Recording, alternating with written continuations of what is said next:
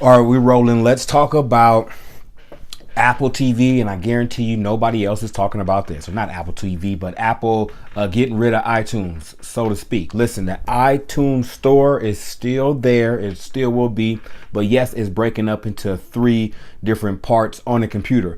But on your iPhone, it was still the same thing, right? What's those 3 parts?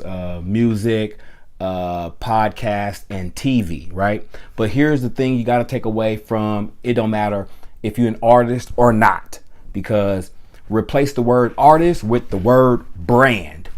Listen, right here, here's the takeaway. Okay, if you're an artist, every time I say artist, remember I'm saying brand. If you're an artist, right, and you put your music on the streaming platform, or you're able to download it, right, or on a platform where you download, right, here's the difference. Apple Music is the streaming service. iTunes is the downloads. They getting rid of you being able to download because that's only a $1 million business for them, where the streaming service is a $50 million business for them. Okay. So here's the thing. It's more for Apple for the $50 million business for streamings, but it's less for the artists, right? So the artists don't like that. So the artists getting squeezed out, and the artist was getting squeezed out over here when they had to pay 30% for everything that was sold, right? But here is where the leverage has been lost, and the artists / the brands are not understanding it. Here's my point. Apple would charge you 30% when someone download, right? Because they were controlling the distribution. They got your product or service out in front of somebody in order for it to be purchased, because you're not going to do it yourself. That's called marketing and sales, and that's what I'll be here teaching you all the time. Listen, you giving up your distribution when you go through the Apple, iTunes, Spotify, yada yada, SoundCloud, right? Because now they able to stream, right? So I'm talking about distribution, but yes, I was talking about downloads, and yes, I was talking about streaming. Let's go back to streaming, because that's where the money's at, not for the artist, but for the business. And I'm trying to tell you, when you recognize how to look at your brand as a business, then you'll understand how to get the money.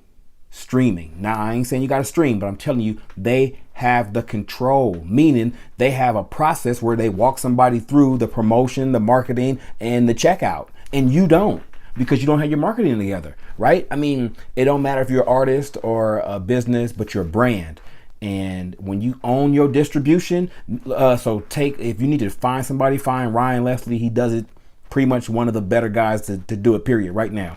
When you can own your distribution, meaning you don't need Apple to mention you when you have a show. You don't need Apple to mention you when you got a new video. You don't need Apple to mention you when you got a new track out, when you got a new album out. None of that. You don't need no Apple. You don't need no Spotify. You don't need no Shopify.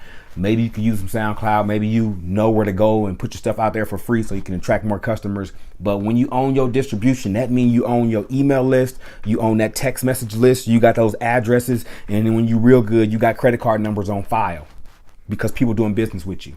And that's how you sell your products. Look up Ryan Leslie. He does it better than, he is the artist that oh my goodness, he's ahead of the game. You guys need to follow him if you're an artist, if you're a brand.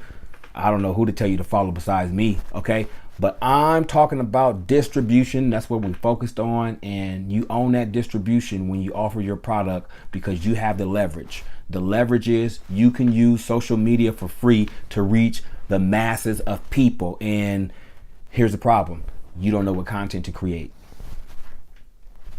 on a daily, consistent basis, meaning you should be, and I think it's hard to post 3 to 4 times a day. I think it's difficult, but when you have that structure and you kind of have an idea and you start practicing and you get better and you get better, then you get in the rhythm of, you know what to post, you know how to post, you know what to say, you got the picture, you got the caption, you done took the selfies before, you done created the memes already before, they already in the queue and you ready to rock and load. You know what I'm saying?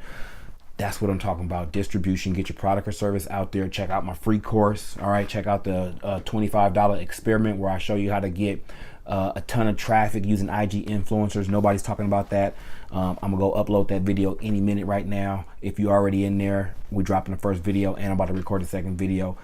This Network Jones, and I'm out of here.